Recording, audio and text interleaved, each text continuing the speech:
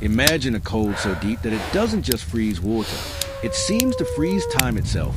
A world where the breath in your lungs turns to ice crystals before it even leaves your lips. And the only thing separating you from frozen death is a few inches of timber and the beating of your own brave heart. Welcome to the unforgiving wilderness of Yakutia, the coldest inhabited place on Earth, where survival isn't a hobby. It is a daily war against the elements. But tonight, the cold is the least of this 80-year-old Yakutian woman's worries because something far more dangerous than the frost is hunting in the shadows. High above the snow-covered floor, perched precariously on a single, massive tree trunk, sits a sanctuary that looks like it was plucked from a fairy tale, a solitary wooden cabin that serves as a home for a widow who has learned that in this white wasteland, you are either the predator or the prey. The wind howls like a banshee, whipping around the stilts of her home, but she is safe inside, or so she thinks, tending to the roaring fire that crackles with the burning bones of the forest, the warmth kissing her weathered skin that tells the story of 1,000 winters survived. She opens an old, ornate wooden box, her fingers trembling slightly not from age, but from a primal instinct that tells her the night is not as empty as it seems. And inside she finds the tools of survival, a knife sharp enough to shave the hair off a bear, and flint to spark the flames that are her only ally against the encroaching dark.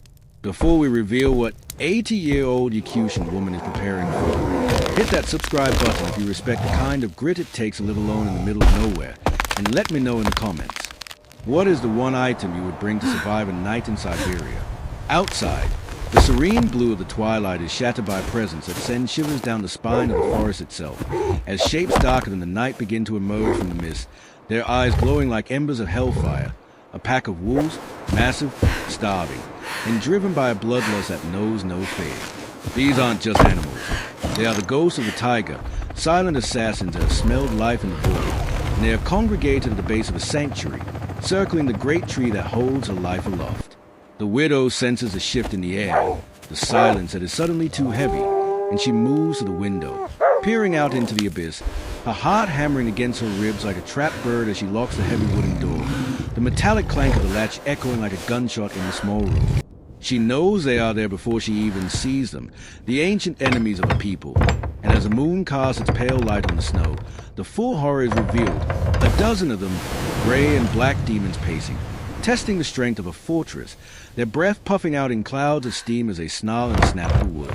This is the moment where most would panic, where the fear would paralyze the limbs and the mind would succumb to the terror.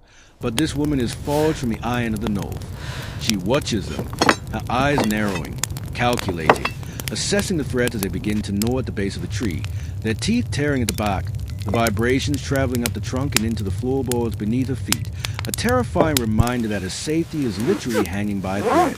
She realizes that height alone will not save her tonight, for these wolves are desperate, and desperation makes creatures capable of the impossible.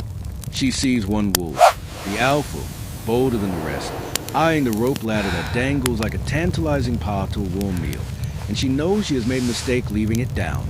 The tension in the room spikes as she rushes to the trapdoor on the floor, the only other entry point, and peers down into the swirling mist below where the jaws of death are waiting. Can you imagine the adrenaline coursing through her veins right now?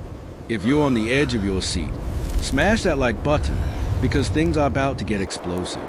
She grabs the rope, her knuckles white as she holds the heavy ladder up, inch by inch, the heavy hem rope groaning under strain, just as the jaws of the alpha snap at the bottom rung, missing it by a fraction of a second, a near miss that leaves the wolf howling in frustration and the rest of the pack in a frenzy of aggression. But the danger isn't over. In fact, it's just beginning, because the wolves aren't leaving. They are digging in, surrounding the tree, their collective weight and strength threatening to undermine the very foundation of a home. The widow knows she needs to go on the offensive. She cannot simply wait to be toppled, so she turns her arsenal, pulling out a glass bottle filled with a yellowish liquid, oil, or perhaps a strong spirit, a precious resource she has saved for a dire moment just like this. She moves with the practiced efficiency of a warrior, soaking a rag, stuffing it into the bottle, transforming a household item into a weapon of war, a Molotov cocktail born of necessity. She grabs her slingshot, a simple toy in the hands of a child, but a deadly instrument in haze, and prepares a fire arrow, the tip wrapped in cloth and dipped in the flammable liquid.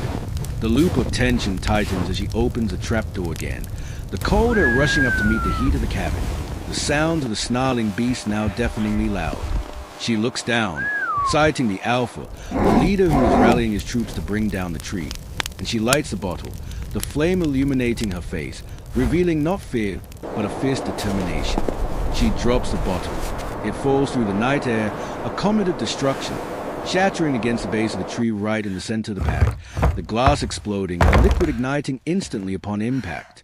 The snow hisses as it turns to steam, and a wall of fire erupts in the darkness, a sudden, blinding flash that sends the wolves scrambling back, yelping in surprise and terror as the heat singes their fur and the light blinds their sensitive eyes. It is a chaotic symphony of fire and ice, a moment where the prey bites back with the fury of a dragon. But is it enough? The fire rages, creating a barrier of heat that the wolves cannot cross, breaking their formation, shattering their confidence, and turning their coordinated siege into a panicked retreat. The widow watches from above, her chest heaving, her hand gripping the handle of her axe just in case. But as the flames dance and the smoke rises, the shadows in the forest retreat, the glowing eyes fading one by one into the depth of the woods, defeated by the one element they cannot fight. The night passes in a blur of vigilance, the widow never sleeping, her eyes fixed on the tree line, waiting for a second wave that never comes. As the sun begins to bleed over the horizon, painting the sky in hues of purple and gold, the world is reborn, the snow sparkling like diamonds, the terror of the night washed away by the cleansing light of the morning. She steps out onto a balcony, the crisp air filling her lungs, the silence returning. But this time it is a peaceful silence, a silence of victory. She surveys her domain, the charred snow at the base of the tree, the only evidence of the battle that took place, a reminder of the thin line she walks every day between life and death. She is the queen of this frozen kingdom, a survivor who stood her ground against nature's most ruthless killers and lived to see another sunrise.